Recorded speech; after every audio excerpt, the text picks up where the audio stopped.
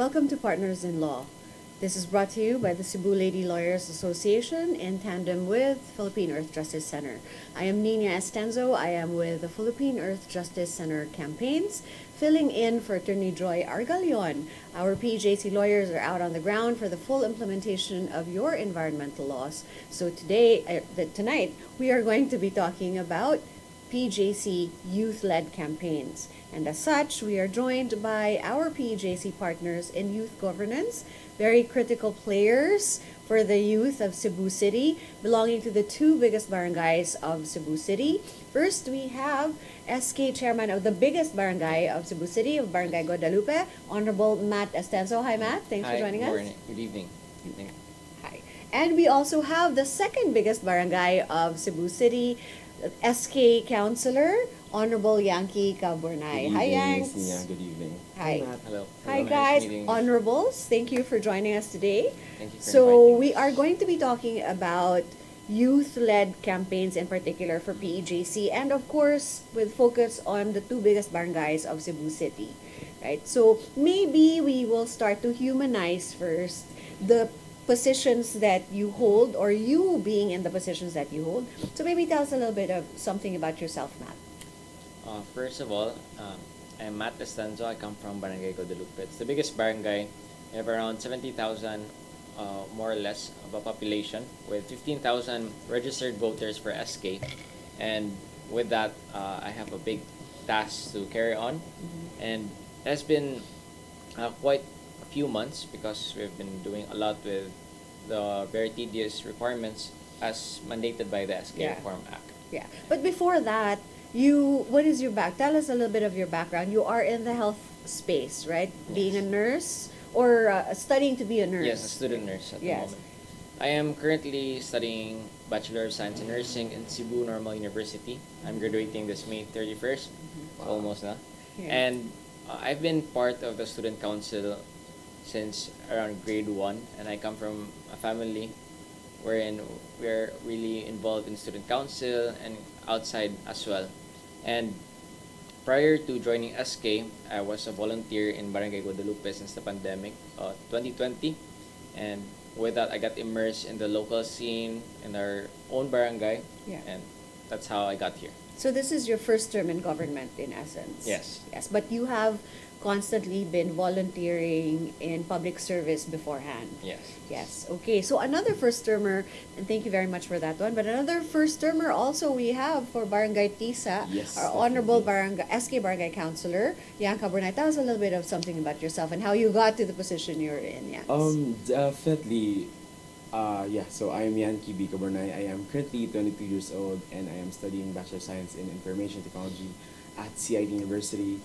So, for my term, it has been a wild ride because, for my personal story, I am a part of the untouched individuals of TISA. Like, I haven't really been attending SK activities. Like, I was one of the people that usually do not support like those activities until I realized that why am I not doing this for my barangay, because I've always been a student leader during my high school days. So that's when I took the leap and then decided to run for office because I think it is high time that I contribute something to my society, Yeah. especially to my home, which is TISA, and it has been a roller coaster.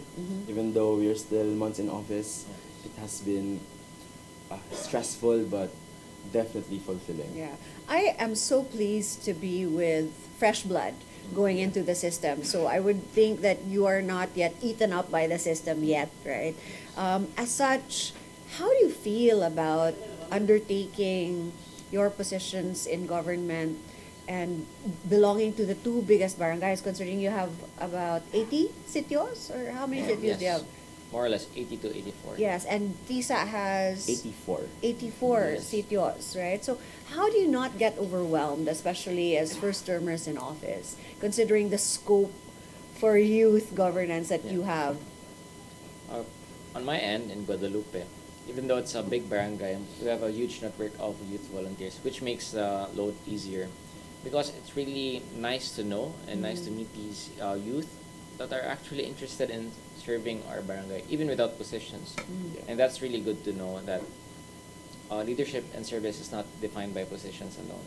So I don't really think about my position. I don't even want to be called honorable. Like, I'm just a young leader like them. Yeah, that's so nice to hear from you, Matt. And how about you, Yanks? How do you deal with feeling overwhelmed sometimes? Yeah, for TISA, it has been challenging in the first place because, again, the shift from being a student leader, from having hundreds of constituents to literally thousands, tens of thousands of constituents, it was very overwhelming in the first place, especially during the conduct of the KK profiling. But we have quotas to meet, to gather, to get information from all these youth. So Yeah. for TISA, we usually do our projects on a phase, like we have phases, so that we wouldn't get overwhelmed too much. And again, same with Chair Matt, we have a huge network of volunteers. We call them the SK TISA Task Force, Yeah. which help us in, implementing our projects and programs.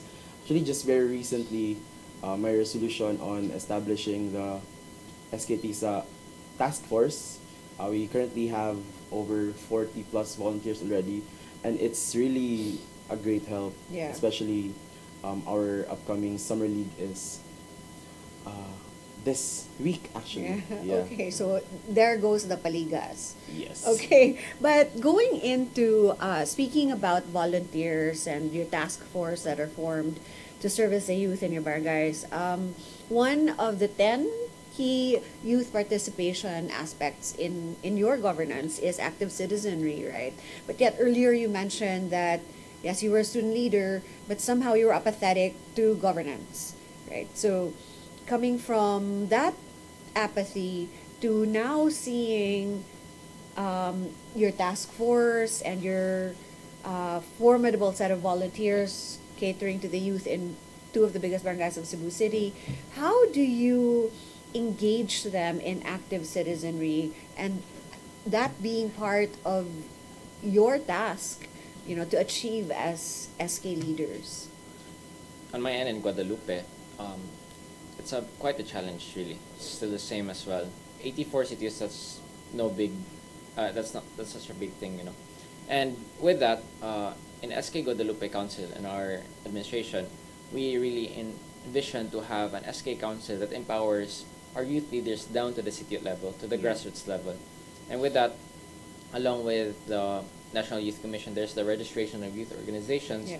That's why we aim that all SK Guadalupe sitios are organized, like per city we have a youth organization, then they have themselves accredited, we proofread them, and that we establish the Guadalupe Young Leaders, which is like a network of all Guadalupe organizations, and with that they can create project proposals in which we can have a subsidy on our end to give to them. Okay, so you mean to say you're going to support all the other organizations within the SK umbrella in your barangays? Yes. Okay. So what about for you, Yangs? Like, how do you actively engage the youth in SK TISA, given that you're famous for, you have your Starbucks? Yeah. Yeah, you're famous for these places where the youth congregate, and you recently had your fundraising event, which was that like a rave or what? It was a rave. It was a party, rave, yeah. Congratulations on that one. I Thank hear you. you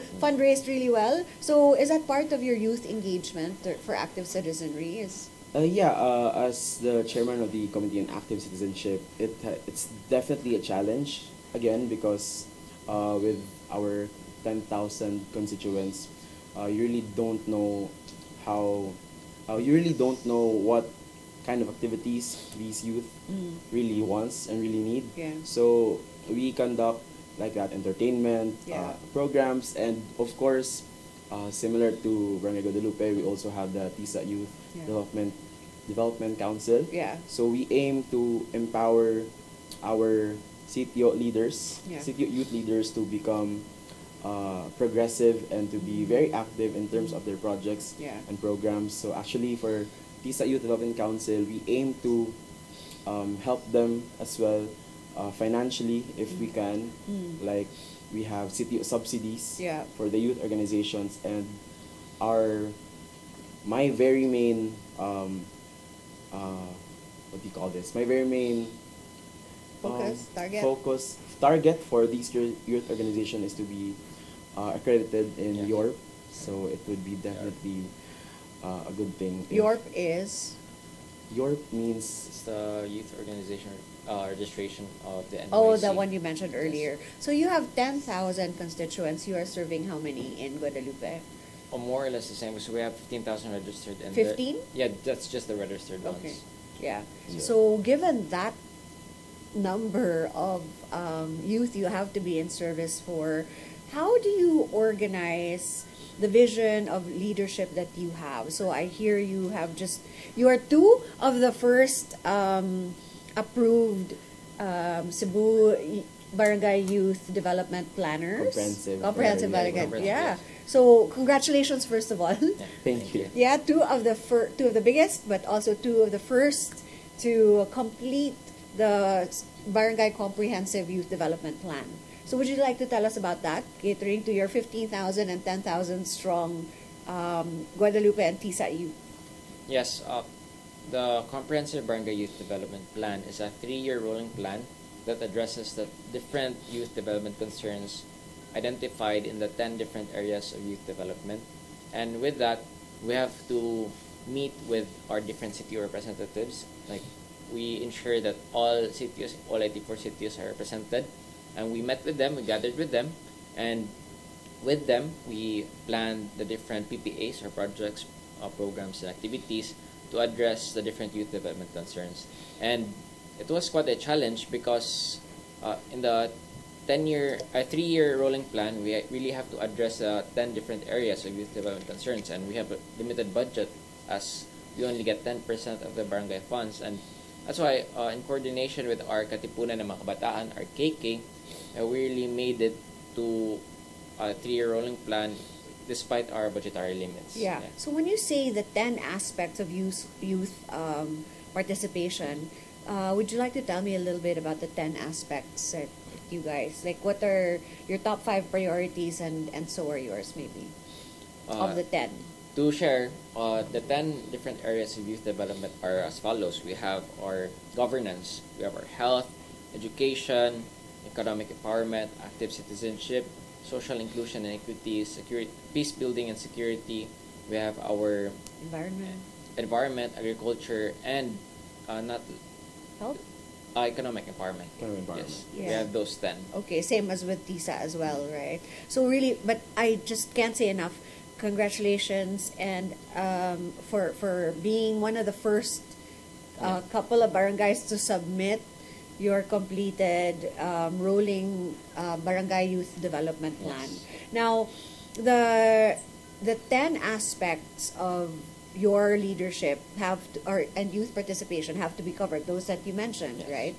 And it's a 3-year rolling plan. Yes. Okay, now that's cut down to per year as well, Yes. which is what you call the, ABYIP. which is The annual Barangay Youth Investment Plan. which is also already done for you Yes. guys. So you're now in the thick of rollout for your annual barangay investment The plan implementations. for the Yes. implement. Okay, very good. Implementation period already. Congratulations. So it's really not, we say sometimes, ay, SK paliga lang, no? It involves so much more than Yeah, that. that's If true. you're really committed to your post. So for example,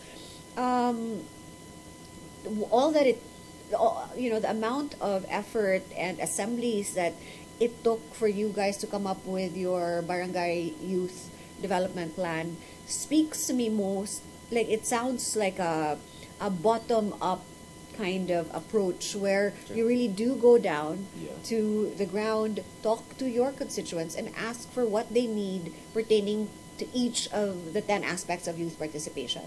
So from that, what did you gather is the most, or what has become your priority of the 10? Maybe in TISA first. So for the 10 aspects, we have, for the top 5, as you Yeah. have mentioned earlier, first is we have the governance. Uh-huh. So that is part of our top 5.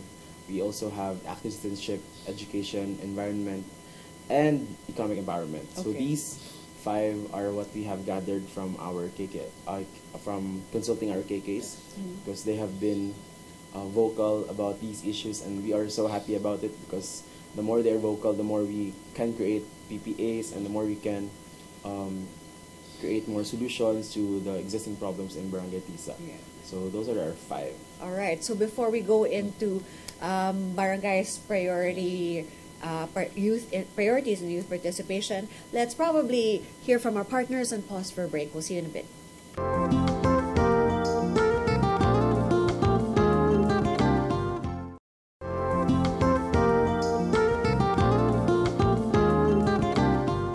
Hi, welcome back. We are partners in law in tandem with Celia and PEJC. Here we are with our critical partners in youth governance, Honorable SK Chairman of Barangay Guadalupe, Matt Estenzo, and the Honorable SK Barangay Councilor of TISA, Yankee Caburnay. So earlier we were talking about priorities in youth participation. Yes.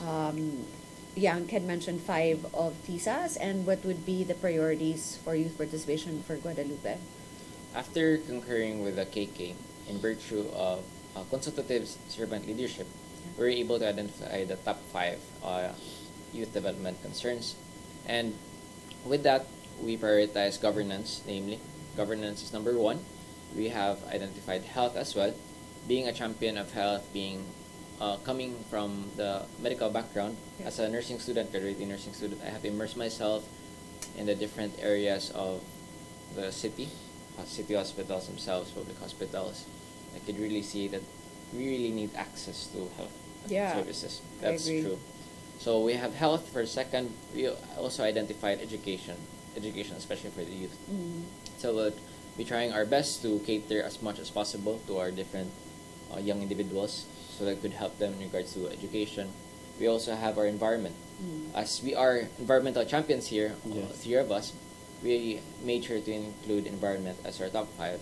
And lastly, but not the least, is economic empowerment. Because at the time right now, it's really difficult. Sometimes some may go to the path towards working already in our age. That's why you have to cater them and guide them. Yeah. Yes. Okay, so you are also tasked to bring the youth voice to national government, right? So when you talk about priority is, well, both the same, governance, do you engage with your local legislators or your public officials also for Cebu City? And in what way do you do that? And how are you able to bring the youth voice to, say, the halls of Congress or to Cebu City Hall? So how are you able to do that? You have running programs for that, dialogue and engagement for public officials, Matt? Yes, similar to our bottom-up approach in the barangay, I think it's also the same as well in our national government. So we discuss with our city officials, the mayor, down to the councilors, our different plans, and because our plans, our annual investment plan, is actually reviewed by the city council, and they must approve it before we can actually implement or disperse any amount, because it has to go through them. And with that, we met with our different city councilors, and so same as the mayor and the vice mayor, and they have been supportive because there are some times that budgetary limits that the barangay cannot do, and we ask for their help, even like, for example, like transportation to our different events, and even support for our speakers and the likes.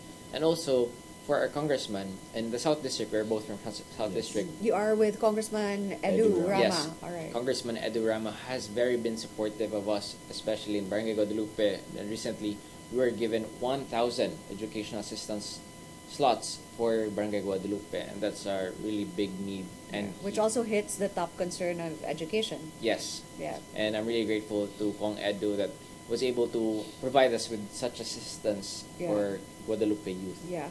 I earlier had a conversation with you and the TISA SK chair, Riz, no?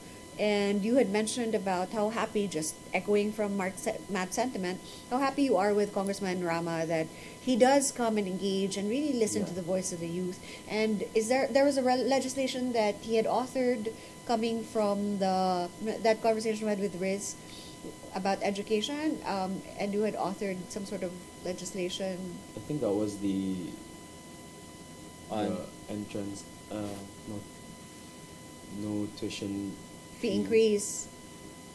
I think you can take the exam without, was it his? yeah, yes, that attestation? like some schools back then they had to ensure that you have an exam permit by paying this certain Yeah. amount.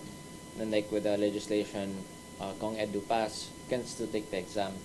Oh, that's Yeah. right. The one where, yeah, if you've not paid fully, then you're denied the chance of taking, say, your final exams, Yes. which impact your grade. Yes, that one. That was the Yes, conversation we had. I that's the remember. one. Thanks for reminding us. But so yeah, this is just one of the many examples of what Edu or your congressman does to bring the youth voice to Congress, right? And that's coming from discussions he has on the ground with everyone. So Yes. it's really good to know that you have a good working relationship with other officials in government as well, right? So with regard to the SDGs, the Sustainable Development Goals, being that Cebu City is touted as Singapore-like, and I would imagine that is because of the 17 sustainable development goals, which Singapore is an example Yeah. of, right?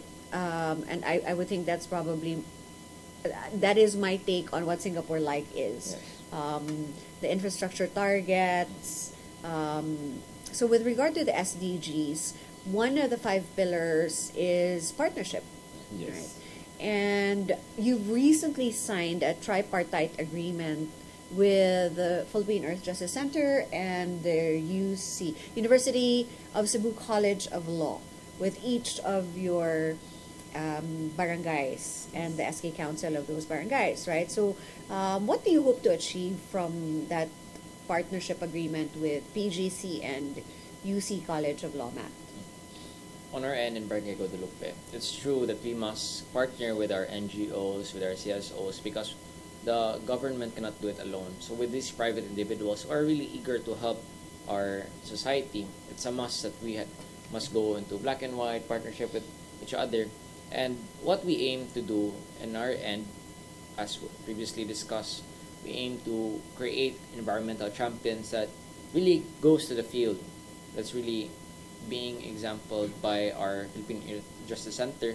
And with that, we want to adopt the program into our own barangays, really start the implementation of it, and hopefully in the entire city of Cebu with the 80 barangays. And with that, as well with the UC Law partnership, because law is really the law.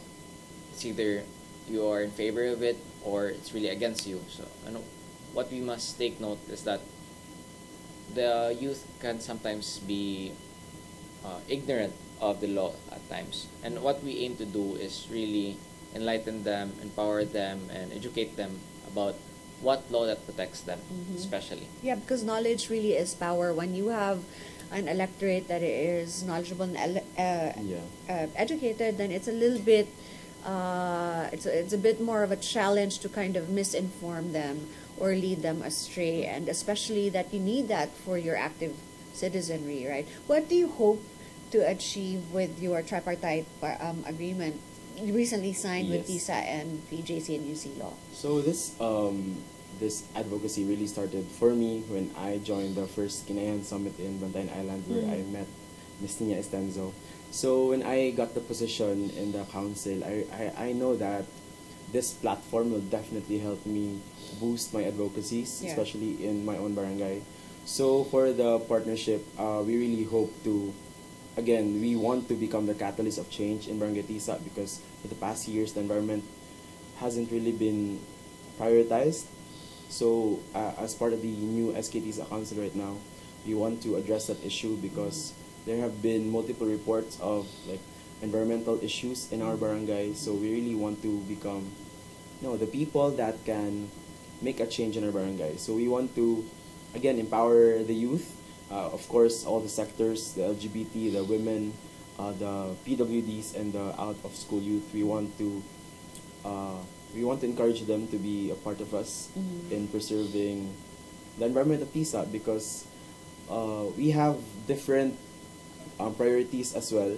We have leadership, development, we have community development, grassroots training, but all of these would be nothing if we wouldn't be taking care of our environment. So that is one of the goals that we have for this partnership. Yeah, and one of the pillars of the SDGs is planet, right? And you're correct, Yank. Without the planet to hold all of your plants in, there's really nothing to speak of, right? And yes, you had mentioned, I had met you earlier in Bantayan because we also work with another young environmental champion there, the municipal administrator, he was then SK Federation president and is now municipal administrator, JL Contento. Hello, JL.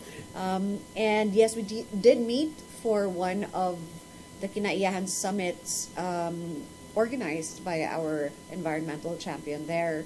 And speaking of Santa Fe, you had mentioned earlier that you've now also developed something like the Iskla Academy of the island to a more urbanized setting, which is what academy it is? So we have the TISCLA, it is benchmarked from Iskla. So TISCLA is the TISA SK Leadership Academy. So again, as a chairman of the Committee on Active Citizenship, my goal really as a leader is to create more leaders because again, it's very hard to just lead and you are not creating examples of yourself. So I want to push this activity, especially for our grassroots, because I started young as a leader. When I was in grade 6, I asked if I can run for the council, and they said that I cannot because it's only for high school students. So that's when I realized, like, if we create more opportunities for the younger the children, so it would be better because mas mahon ang skills through leadership. So that's for Iskla. Okay, so from the islands to the city. Yes. So there's Iskla Academy for Leadership Development, and now we have Iskla for urban youth leadership development. How about for Guadalupe, Matt? What do you have as far as developing more leaders like yourselves?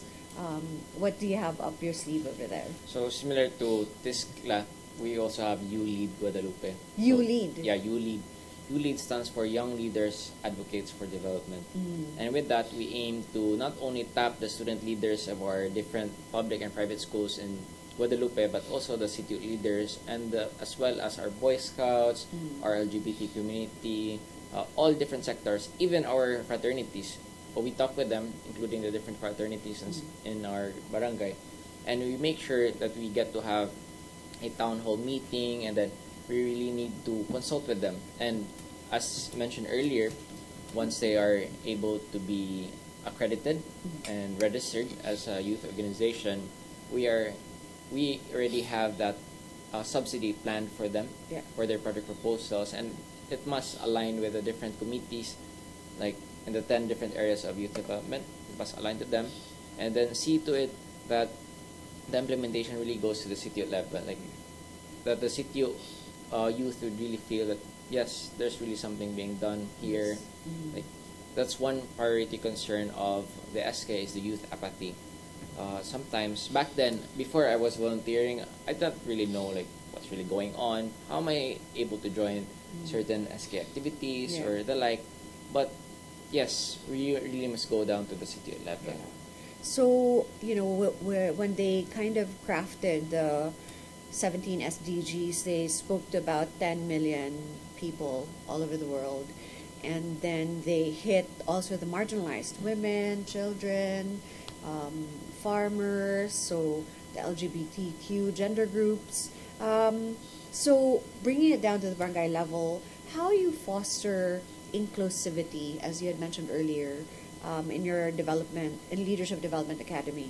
But how do you in particular, like say for yourselves personally, how do you foster inclusivity among the youth that you serve? To mention inclusivity, it's a big problem that we must really encounter, really cater in the different leadership roles that we have. But in Guadalupe, to be inclusive is to be consultative, to be open. Consultative, open. Okay, open for criticism. We must welcome everyone. We must welcome their ideas, their opinions. May it be against you, or it's not necessarily against, but it may be negative against you. but you must take it as positive and constructive criticism, because without such, we can't really prosper and really improve ourselves. So in other words, ego really has no place in public service. Yes, that's right? true. Yes. There And should- to be able to be inclusive, you must step outside of your positions and really reach out and include them and consult Yes. with the youth that you serve. So hari ang katawan yun. Yes. In other words, right? And what about you, Yanks? How do you foster, how do you exemplify inclusivity in TISA outside of TISCLA? As like on a personal level, how do you do that? For me personally, to be included means to be heard. Like a part of me as an SK counselor is there some people who is afraid to like approach me personally because I have a face like kinda Intimidating. yeah, but Maybe you should smile more. I do. Yeah, But- you're such a bear. So, ayun, to be included means to be heard. So we really go to the grassroots level. Even though we have thousands of constituents, we try our best to conduct these general consultations for them, especially the marginalized sectors, the PWD, the LGBTQ, because at the end of the day, as you have mentioned, hari yun ang katauhan Yeah. sa panerbisyo sa publiko. Yeah. So also there was a time before that there was an outcry for the SK to be abolished. Do you remember that? Yes. Yes. So I would like to touch on that one, but before that, let us pause for some reminders.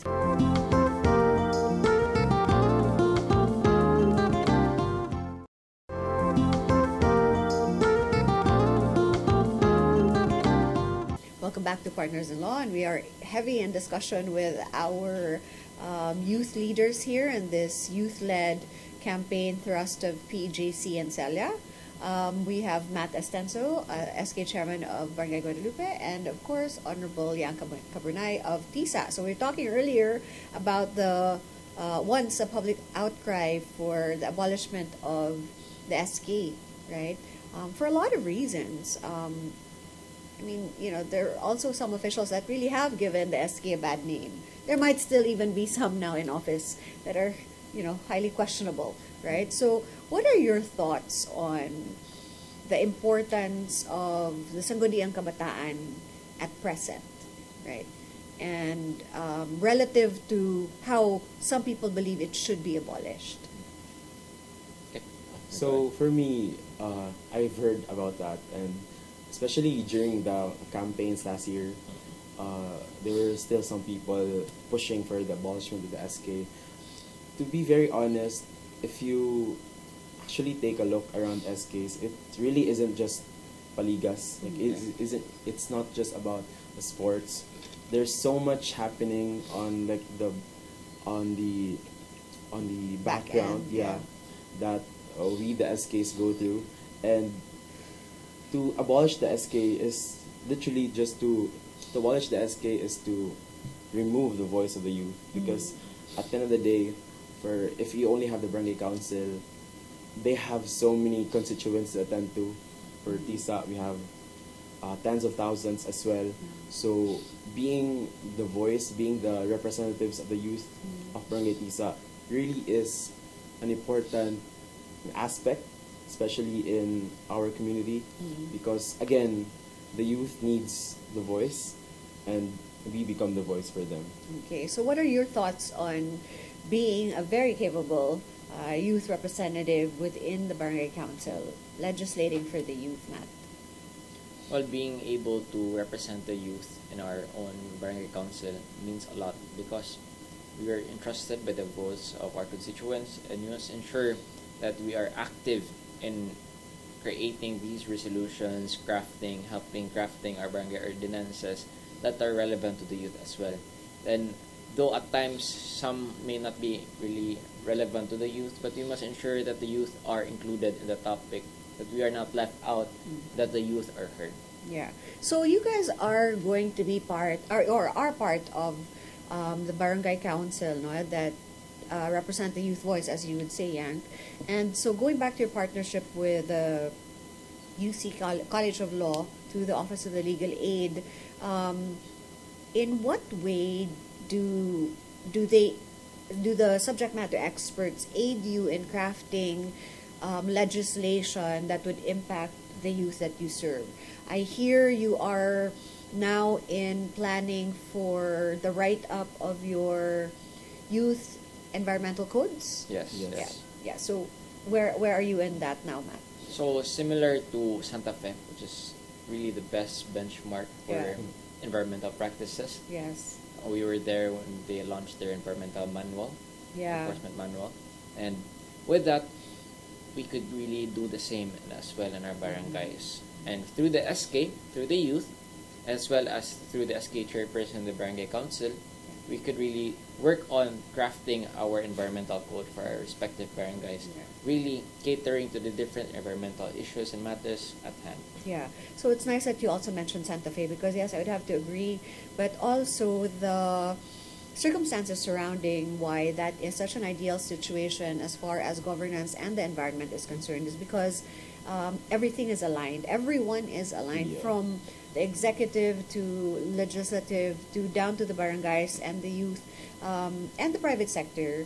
And even international governments that have seen Santa Fe's commitment to the environment have actually also joined forces with them. And that's why the enforcement manual was launched. It was created, culled from the efforts of Santa Fe, also in partnership with PJC and the University of Cebu College of Law. And now that enforcement manual is a gift to all enforcement agencies all over the country, coming from the island of Bantayan, the municipality of Santa Fe. So yeah, you're right about that. And I'm so happy that that becomes your hope and your vision Yes. as well for the biggest barangay of Cebu City, right? And what about for you guys, Yanks? I hear you also have Kinaiyahan Summit coming up. Yes. Yes. So for that, as what Matt mentioned, the law is the law. So as much as we want to create projects for the environment, we actually want to create an environmental code so that there is an actual enforcement Yes. for people who tend to violate these environmental concerns. Yeah. So for our Kinaiyahan Summit, again, we aim to create environmental champions within our barangay. Yeah. Not only the youth, but the women, the LGBTQ, Yeah. and the PWD, and all sorts of sectors. We want to include them. Mhm. So in this matter, we can look for people who are aligned with our advocacies. Yeah. So we can move forward with our projects and Yeah. implementations for And the environment. the beautiful thing about that discussion that we had with you guys is also that in partnership with subject matter experts and this particular aspect with the law for UC College of Law, was that you mentioned public participation, right? In crafting each of your youth environmental codes, it's not just a template attached and just cascaded onto your offices, but you actually go down to the level of your constituents and ask them what it is that they actually need. And then in tandem with UC Law, you start the write-up for the Yes. environmental code. So would you like to talk about public Yeah. participation with regard to your environmental code? So again, as the voice of the youth in the SKTSA, we really want to include them in all of our activities, our programs. So that also includes the writing of our environmental code, because at the end of the day, this environmental code is for the youth Yeah. as well. So having their inputs is very important. Is a very important detail because as SKs, we really don't know everything. Yeah. So there are information that these individuals know that can be a really great detail to our environmental code. Yeah. So it is very important. Helping and having them help write the environmental code which protects their environment kind of automatically or naturally provides their buy-in, Yeah. so that codifying environmental protection is one thing, but the implementation is also another. Are you ready for the challenges of enforcement and implementation at the ground level for what would be your approved environmental codes? Are you Yes. ready for this, SK Chair? Hopefully we'll be ready enough, but it would not be really on us alone. So be in coordination with our TANODs, our BPSO, and as well as our environmental champions, our environmental defenders that can be trained and assigned to our different areas that are of occurrence, a frequent occurrence of our issues, which could be those at the riversides, which is really one concern, our Guadalupe River. And Pertaining to waste management also? yes, Yeah. and similar to like those different residential areas that have this frequency of open burning of waste, Yeah. which is really a big hassle to our firefighters at the moment. Yeah. Having noted the water scarcity, Yeah. Also Anti-Clean Air Act, right? yes, Anti-Clean Air Act, I really made sure to include that in our previous barangay session, Okay. the strict enforcement and implementation of our Clean Air Act to ensure that these individuals do not go back again of open burning, because it's really a common Filipino thing to do, daob, because Yeah. it's easier to dispose our waste like that. It's gone, it's not there. But no, it also leads to grass fires, and there's a high number of grass fires already occurring month by month, and most of these happen in Tisa and Guadalupe. And with that, I, as a former fire volunteer in Guadalupe, and there's this water scarcity, there's a waste of resources going back and forth, and then really it shouldn't be responded unta. It's an unnecessary unta na fire alarm ba? Yeah. Grass fire. So yeah, hopefully once we craft this code and Yeah. really have this strict implementation, we avoid such Yeah. occurrences. And of course, alignment. You seek for alignment, right? So you had mentioned, of course, the Guadalupe River, which feeds into Cebu City, Yes. And the issue being solid waste management, and I suppose it's the same elsewhere. Yeah. Garbage is really a problem, and then which then results in burning, which then cascades into bigger fire issues. Yes. In both barangays, right? But what about for TISA? What can you say is a primary environmental issue that you face there, particularly in youth governance? For Barangay Tisa, as you've mentioned, the garbage really is a huge problem.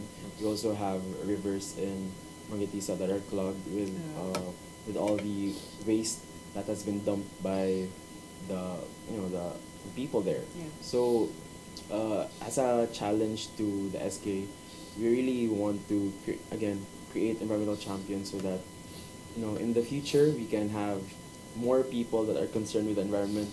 Yeah. So the more people concerned, the more heightened the advocacies. Yeah. So that's for the Barangay Pisa. Yeah. So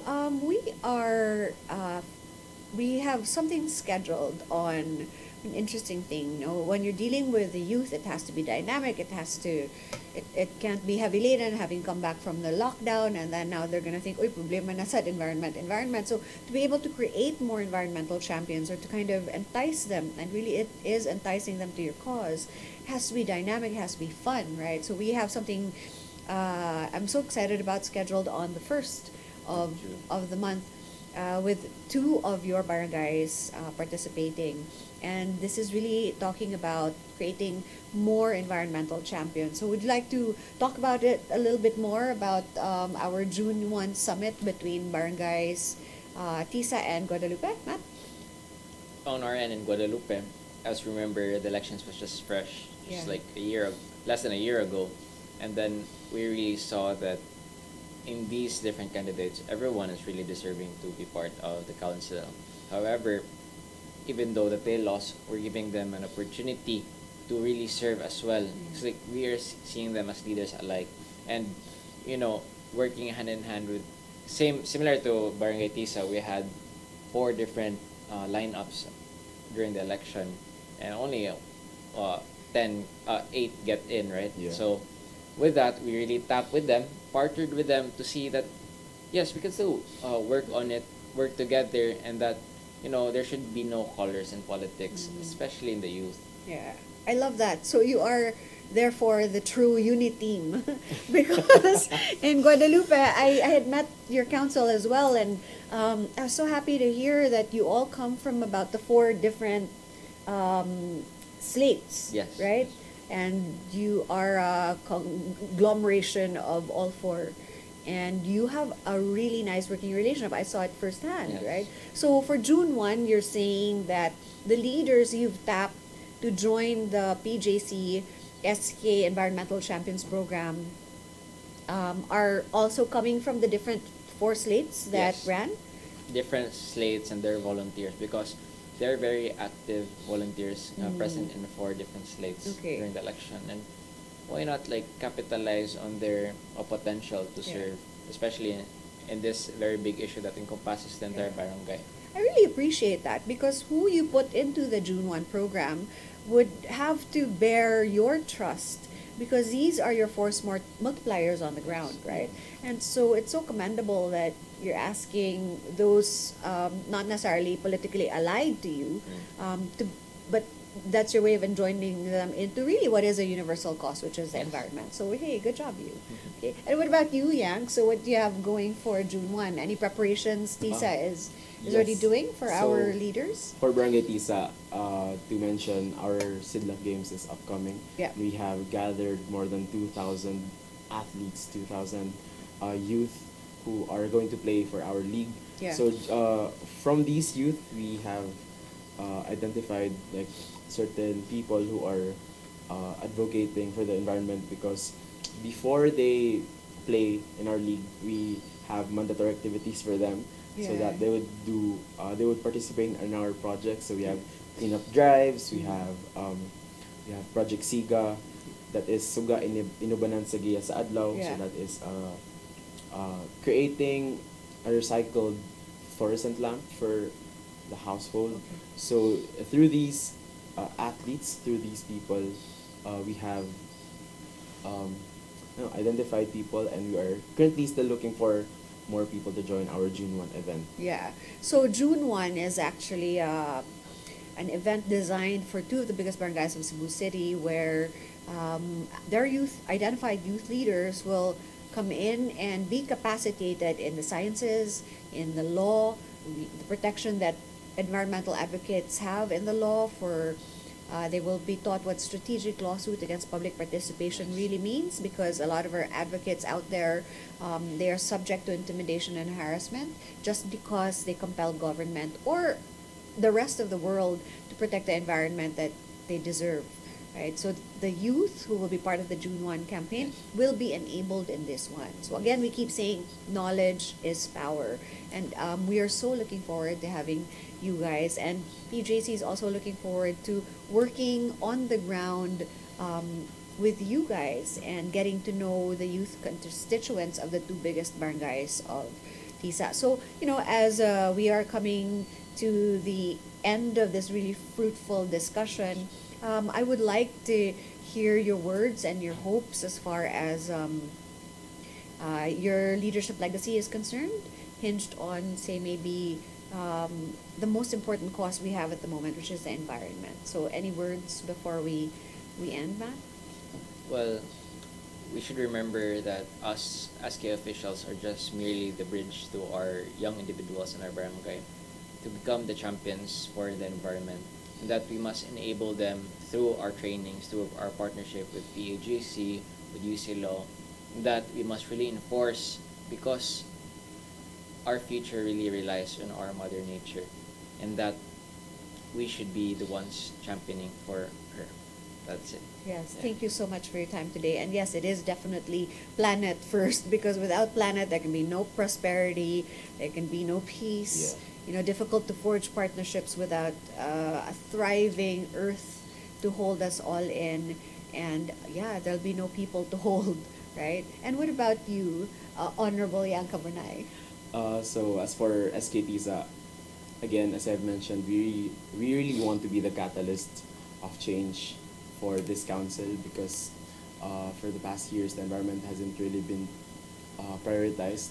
So for this new council, we want to push forward our advocacies with the environment, because there have been multiple environmental issues about TISA, and we want to become the people, the council that will take a leap, move forward to address these issues. So by that, we can leave a legacy that the SK TISA 2023-2025 really made a step towards Environmental protection. environmental protection through our environmental code in the future. Okay, so I am so happy to be with two of the most promising rising stars in youth governance. You know, one day we will probably see you in the blessed halls of Congress or other aspects of national development or maybe even global development. And I am so pleased to be having this conversation with the both of you today.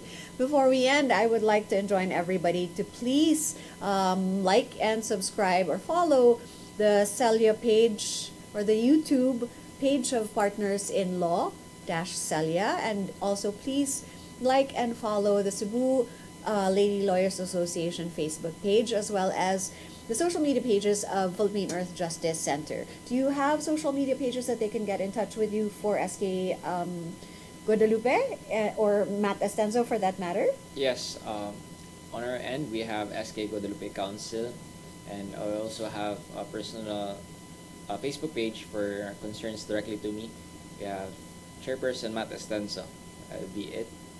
Right, and what about you, Yanks? Yes, so same goes with Chair Matt. We have the Sangguniang Tisa where all updates and information in regards to our activities are there. So you can leave a like on our page. And of course, for our chairwoman, we have SK Tisa Chairwoman Rizal Saladaga for more updates about our programs. Yes, Riz and the rest of the council from Guadalupe also now in Manila for a gender and development event, right? And we do miss her, and big shout out to the council and the rest of the council for Yes. TISA. So PJC Campaigns is focused on social, behavioral, and cultural change. We have our young change makers here with us tonight. And PJC Campaigns is a non-legal arm of the Philippine Earth Justice Center in tandem with our policy and litigation officers of the law for enforcement. So here with us tonight, our young environmental champions pushing for social, behavioral, and cultural change with the youth to enjoin them to be active participants in the protection of the environment and in the further development of the Philippines. This has been Nina Estenzo of the Philippine Earth Justice Center Campaigns, bidding you all good night, and I'll see you again next time in Partners in Law.